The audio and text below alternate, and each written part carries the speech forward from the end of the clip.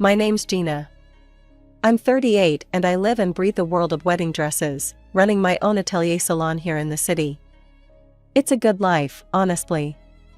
My husband, Alex, works as an architect, and we've got 2 kids, Sam and Olivia, both in grade school.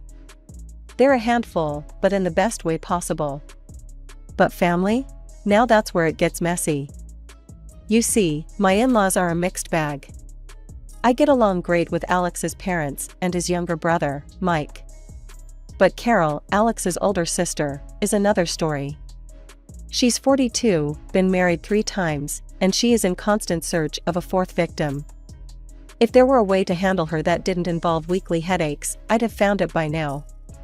Let me paint you a picture of a typical family dinner, which will give you a taste of what I deal with. At my in-laws' house, a cozy, well-lit dining room buzzing with chatter. Alex's mom, sweet as ever, is bustling around, setting dishes on the table. Mike and his wife, Jane, are helping with the kids, keeping them entertained. Then there's Carol, draped dramatically on a chair, red wine in hand, voice loud enough to drown out the rest. Carol, waving her glass, says, "So, Gina, still playing dress up with those brides? When are you going to design something real, like haute couture or something?" I bite my tongue, focusing on dishing out some mashed potatoes. I've learned that engaging with Carol only fuels her fire. Mike chimes in, trying to change the subject. "Hey, Carol, heard you're planning another wedding. What's the lucky guy like?" Carol smirks. "Oh, you know, successful, rich, what you'd expect." "Not that you'd understand, little brother." Jane shoots me a sympathetic look. She's been in the trenches with me when it comes to handling Carol. We share an eye roll. The dinner progresses with the usual banter, some of it good-natured, some of it barbed, especially from Carol. She's got a knack for steering conversations back to her favorite subject, herself. Alex, catching my eye, gives me an encouraging nod. We're a team, after all, and dealing with Carol is just one of those family hurdles we navigate together. The evening wraps up with promises to meet again next month. I hug my mother-in-law goodbye, feeling the solidarity in her tight squeeze. Driving home, Alex reaches over to squeeze my hand. "You okay?" "Yeah," I sigh, watching the city lights blur past. "Just another day in the life, right?" "Right," Alex agrees, a smile in his voice. "But hey, we've got each other, and that's what counts." And he's right. Despite the Carol-induced drama, we have a solid little world of our own, and nothing, not even a sister-in-law with a penchant for theatrics, can take that away from us. One typical Thursday morning found me knee-deep in tulle and satin, sketching out a new design that had popped into my head overnight. The atelier was quiet, save for the soft hum of the sewing machine from the corner where my assistant, Lisa, was working on a rush order. That's when my phone buzzed, a call from Jane, my brother-in-law Mike's wife. "Hey Gina, guess what? You will not believe what I just heard." Jane's voice crackled with mischief over the phone.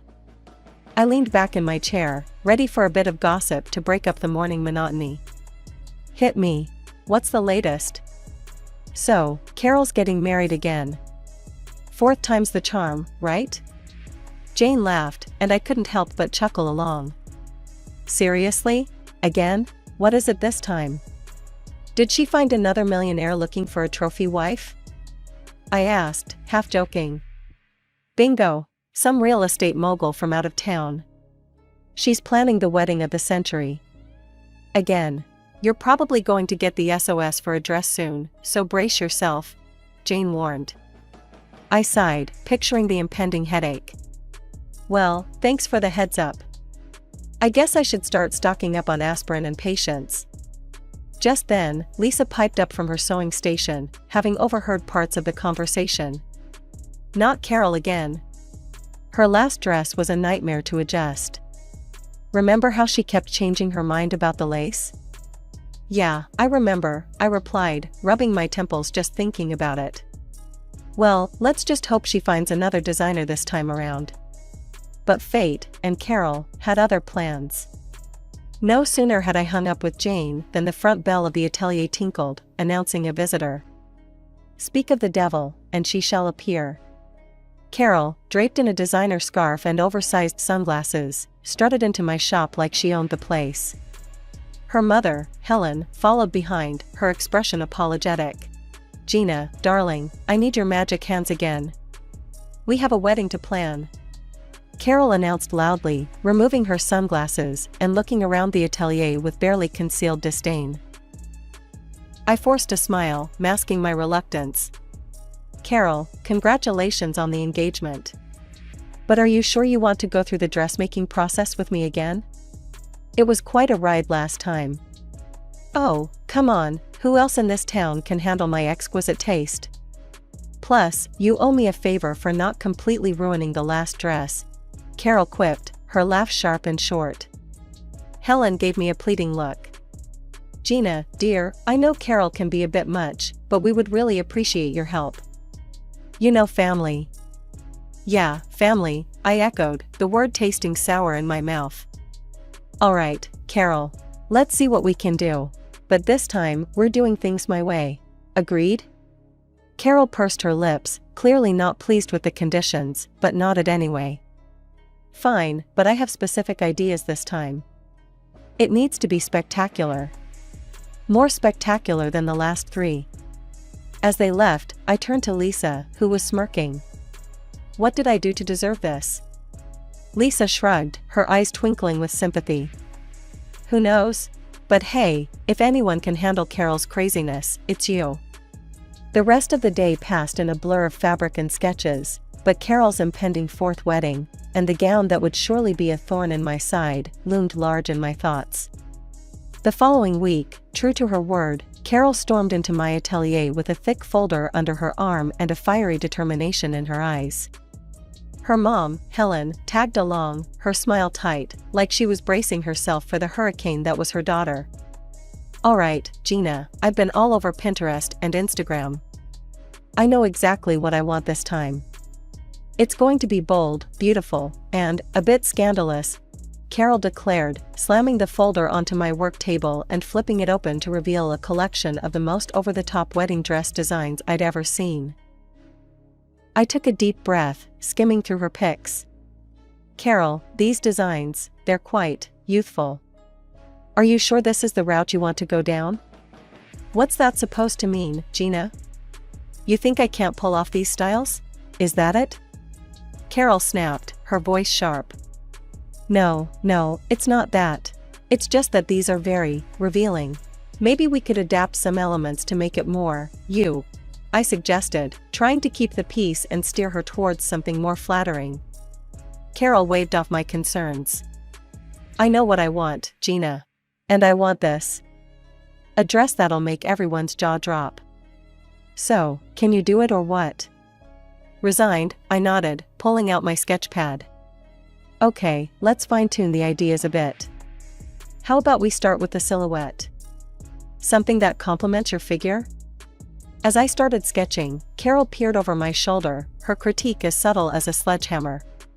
No, that's too modest. I want it low-cut, and maybe some high slits.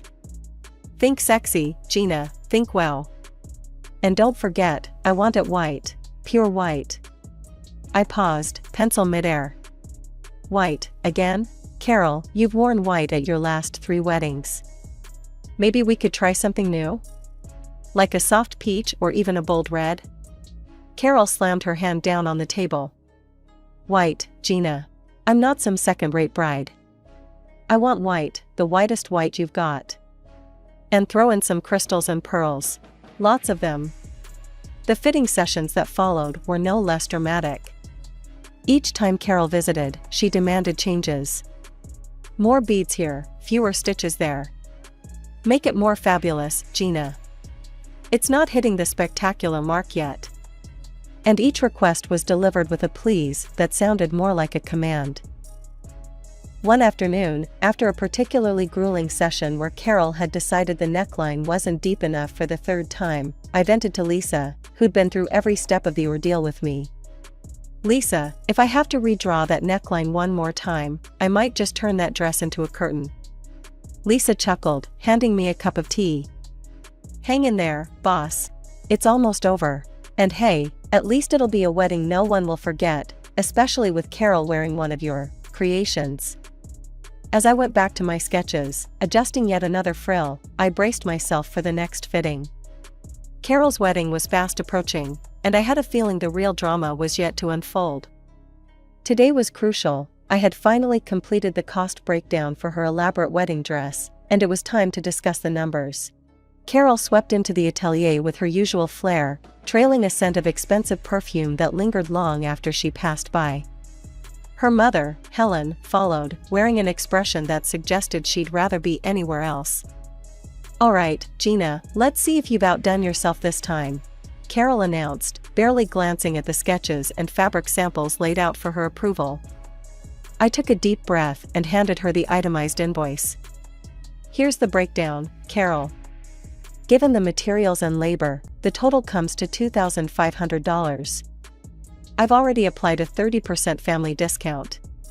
Carol's eyes widened as she scanned the document. She slammed it down on the table, causing a spool of thread to roll off and clatter to the floor. "Listen, Gina, I'm marrying a top businessman. There will be loads of rich, influential guests at my wedding. Think of this as a prime advertising opportunity for you. You should be paying me for wearing your dress." I stared at her, dumbfounded. "Paying you? Carol, I'm already cutting the costs significantly. I can't afford to hand out free dresses, even for family." Helen interjected, trying to smooth things over. "Carol, honey, Gina's been more than fair. Let's not." Carol cut her off, her voice rising. "No, Mom. This is ridiculous. I'm doing her a favor. She should be grateful." The tension in the room was palpable. I crossed my arms, meeting her glare. "Carol, I respect your position, but my business isn't a hobby. I have staff to pay and overheads to meet. I can't give away products for free, exposure or not." Carol's face turned a shade of crimson. "Then you can forget it. I'll find someone else who actually values good publicity." As she stormed out, Helen lingered, her eyes apologetic. "I'm so sorry, Gina. I'll talk to her." I sighed, feeling a mix of frustration and relief as Helen followed her daughter out. The rest of the day was a blur of minor tasks, my mind replaying the confrontation over and over. I was still reeling when I got home and recounted everything to Alex. Alex was livid. "She can't exploit your hard work like that, Gina. It's not fair to you or your employees."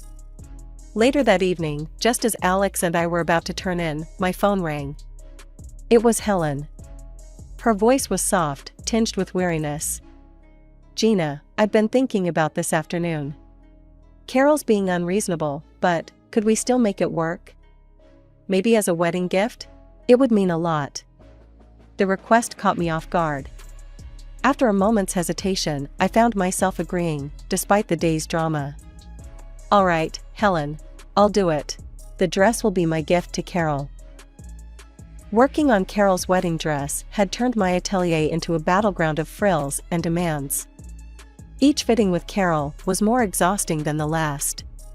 My staff, tired of her antics, had taken to timing their breaks to escape her visits. Lisa, my lead assistant, whispered to me as she grabbed her purse, "We're heading out for a bit. Text us when the coast is clear." As they left, Carol rolled her eyes. "They're so sensitive. You'd think they'd be used to a little criticism in this business." Trying to keep the peace, I continued pinning the dress, while Carol ranted about the upcoming lavish ceremony. The tension was palpable, and I was mentally counting down the minutes until she would leave. A week before the wedding, my phone buzzed. It was Paula, a close friend and also a friend to Carol. "Hey, are you excited about the wedding? I saw the guest list. It's going to be quite the event." I paused, a needle held midair. "The guest list? I haven't actually seen it. But yeah, I guess it'll be interesting. Paula, can you do me a favor and send me the list? Just curious about who's attending." "Sure thing, I'll email it to you now," she replied before hanging up.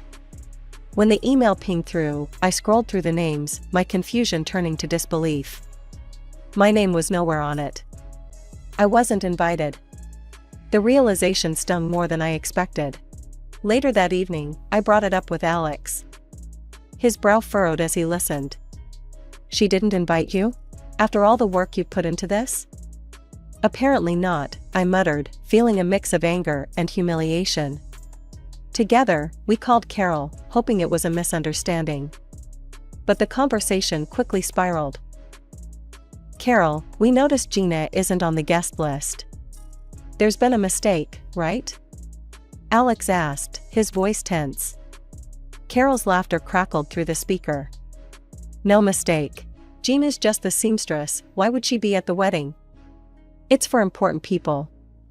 I felt my heart rate pick up, my grip on the phone tightening. But I'm making your dress. As a gift, Carol. More laughter. Yeah, thanks for the dress. But let's not pretend you belong at my wedding, Gina. Just stay home. Alex exploded. How can you be so ungrateful? She's your family.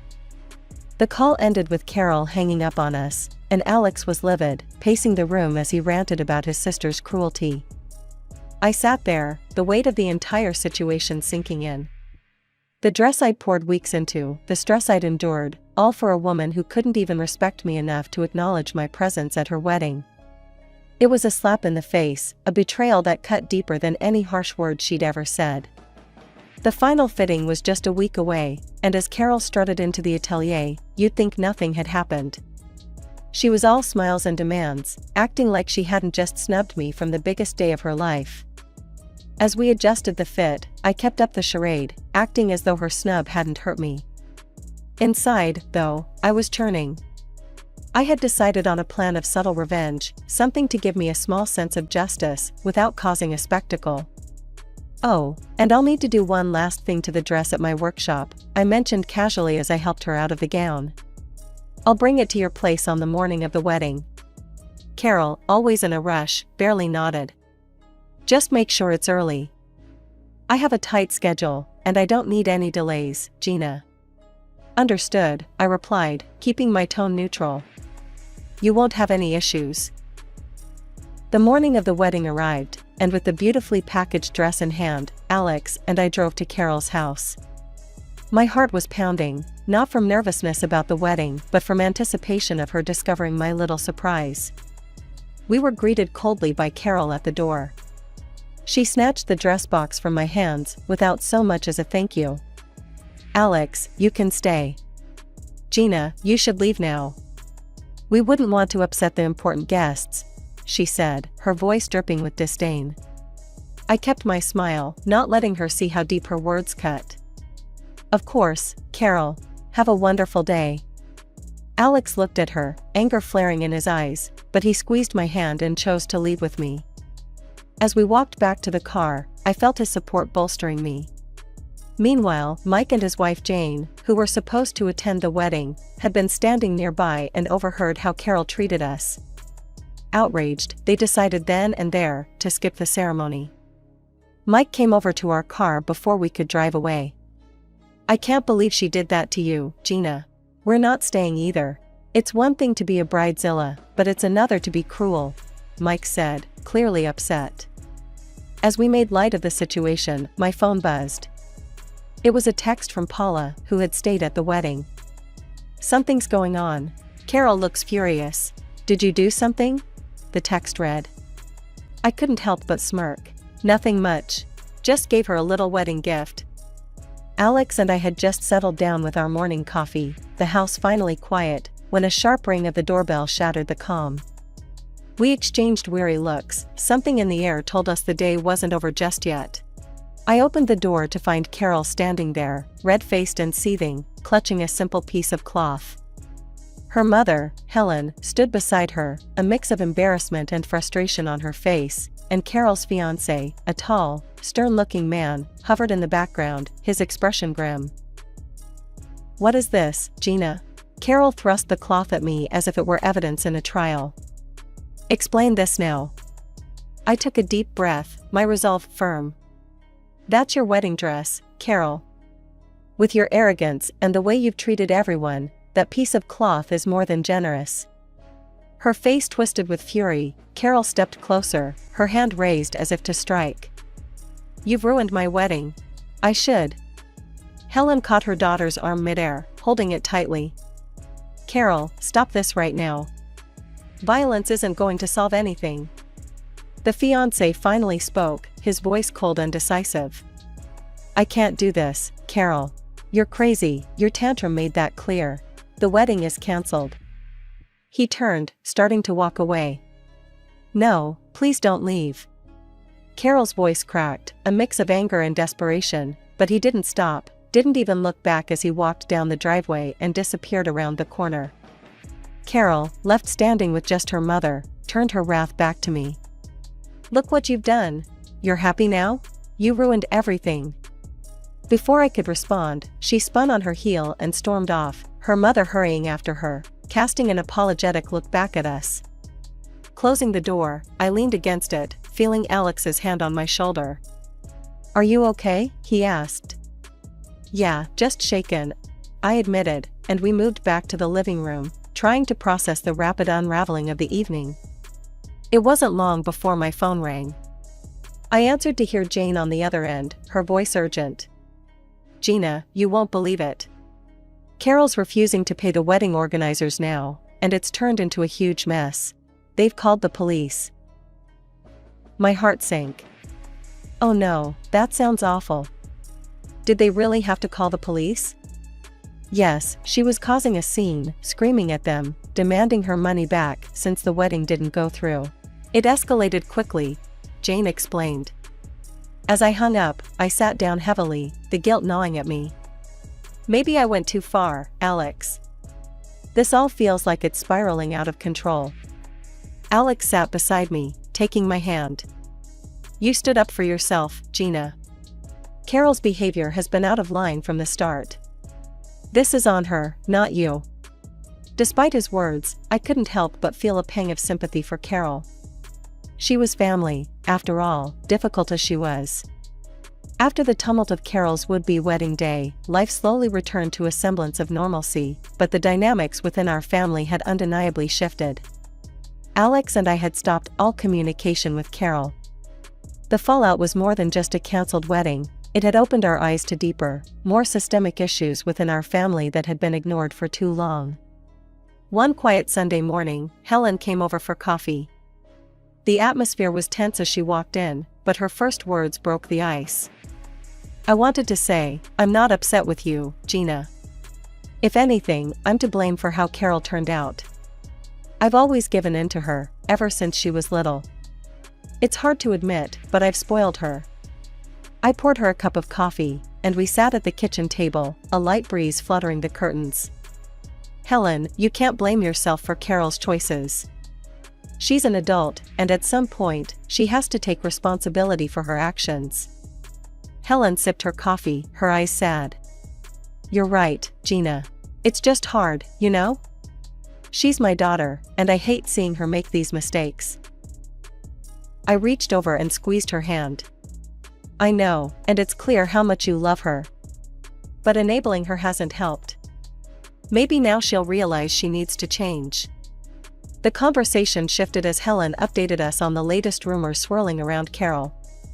Apparently, she had racked up considerable debts, banking on a lavish wedding to a wealthy groom to solidify her financial and social standing. Now, with the groom out of the picture and the wedding cancelled, she was reportedly hiding from creditors. "It's a mess," Helen confessed, shaking her head. "She's staying low, trying to figure things out. I just don't know what she's planning to do about all the money she owes." Alex, who had been listening quietly, finally spoke up. "Mom, it's a tough situation, but maybe facing these consequences will be good for her in the long run. She might learn to stand on her own, stop relying on others to bail her out." Our discussion was deep, filled with a mix of regret and hope. It was clear Helen felt torn between her love for her daughter and her frustration at Carol's actions. Before Helen left, she hugged me tightly. "Thank you, Gina, for being honest and for handling everything with so much grace. I'm sorry it came to this." I hugged her back, reassuring her. It's okay, Helen. We're family, and we'll get through this. Maybe not today or tomorrow, but we'll find a way to mend things. After Helen left, Alex and I spent the rest of the day in a reflective silence. The events with Carol had left a mark, reminding us of the complexities of family relationships and the sometimes painful growth that comes from facing hard truths.